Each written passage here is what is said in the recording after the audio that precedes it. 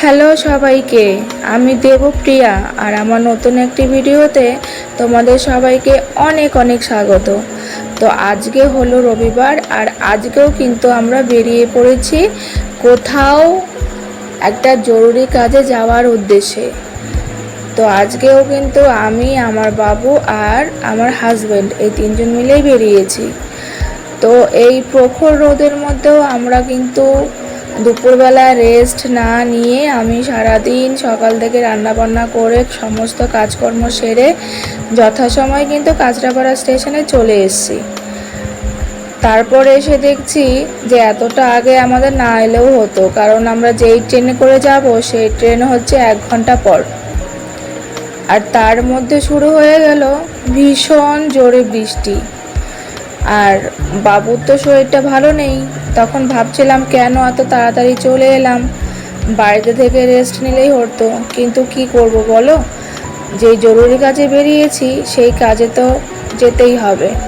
তাও ভাবছিলাম যদি খুব জোরে বৃষ্টি নাই থামে তাহলে আজকে আর যাবো না, বাড়ি ঘুরে চলে যাব।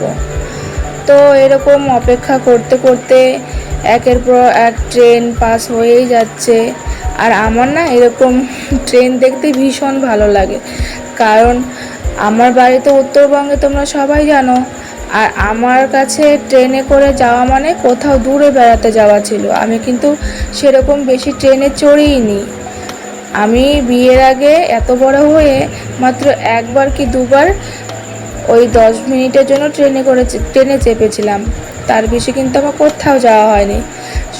বলতে গেলে আমি কখনো বেড়াতেই যাইনি বিয়ের আগে।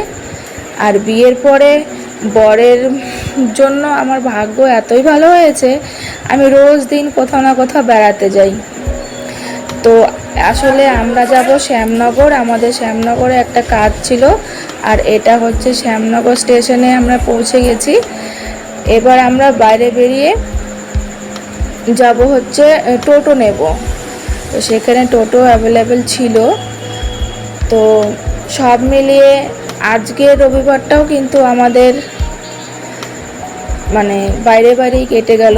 তারা আগের রবিবারেও তোমরা জানো আমরা ঘুরতে বেরিয়েছিলাম।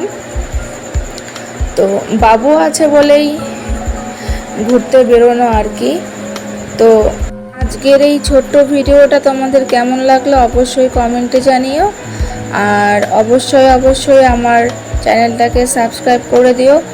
আর যদি তোমরা ফেসবুক থেকে ভিডিওটা দেখে থাকো তাহলে আমার পেজটাকে ফলো করে দিও।